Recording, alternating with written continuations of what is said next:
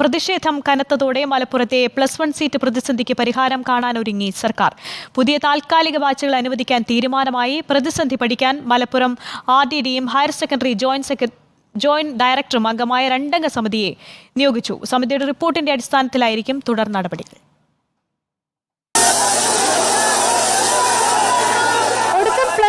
പ്രതിസന്ധിയിൽ പ്രതിഷേധങ്ങൾക്ക് വഴങ്ങി സർക്കാർ.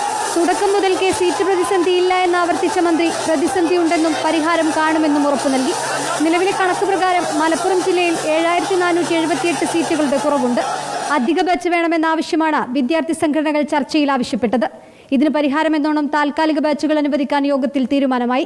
വിഷയം പഠിക്കാനായി higher secondary joint director, Malappuram RDD എന്നിവർ ഉൾപ്പെട്ട സമിതി രൂപീകരിക്കും. ഈ സമിതിയുടെ റിപ്പോർട്ട് പ്രകാരം ബാക്കി നടപടിയെന്നും മന്ത്രി. മലപ്പുറം ജില്ലയിലെ നിലവിലെ സാഹചര്യം കണക്കിലെടുത്ത് ഇക്കാര്യം പരിശോധിച്ച് റിപ്പോർട്ട് നൽകുവാൻ 2 പേരടങ്ങുന്ന ഒരു കമ്മിറ്റിയെ നിയോഗിച്ചിരിക്കുകയാണ്. +1 പഠനം ആഗ്രഹിക്കുന്ന എല്ലാ വിദ്യാർത്ഥികൾക്കും പ്രവേശനം ഉറപ്പാക്കും. ഇതിനകം ക്ലാസ് നഷ്ടമാകുന്ന വിദ്യാർത്ഥികൾക്ക് ബ്രിഡ്ജ് കോഴ്സ് നൽകി പഠന വിടവ് നികത്തുന്നതിനുള്ള എല്ലാ സംവിധാനങ്ങളും ഒരുക്കുന്നതാണ്. ചർച്ചയിൽ സർക്കാർ നൽകിയ ഉറപ്പിന് മുഖവിലേക്ക് എടുക്കുന്നു എന്നതായിരുന്നു വിദ്യാർത്ഥി സംഘടനകളുടെ പ്രതികരണം. ഞങ്ങളുടെ ശക്തമായിട്ടുള്ള ആവശ്യം അങ്ങനെ അധിക ബാച്ചുകൾ അനുവദിച്ചാൽ അത് പൂർണ്ണമായും സർക്കാർ മേഖലയിൽ തന്നെ ആയിരിക്കണം എന്നുള്ളതാണ്.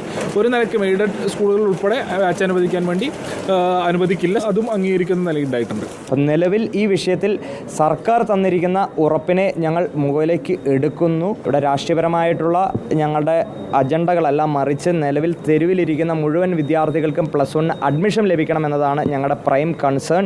15 വിദ്യാർത്ഥി സംഘടനകളാണ് ചർച്ചയിൽ പങ്കെടുത്തത്. താൽക്കാലിക ബാച്ചുകൾ അനുവദിക്കാൻ തീരുമാനമായതോടെ ഇത്തവണയും മലബാറിലെ സീറ്റ് പ്രതിസന്ധിക്ക് ശാശ്വത പരിഹാരമില്ലെന്നുറപ്പായി. റിപ്പോർട്ടർ, തിരുവനന്തപുരം.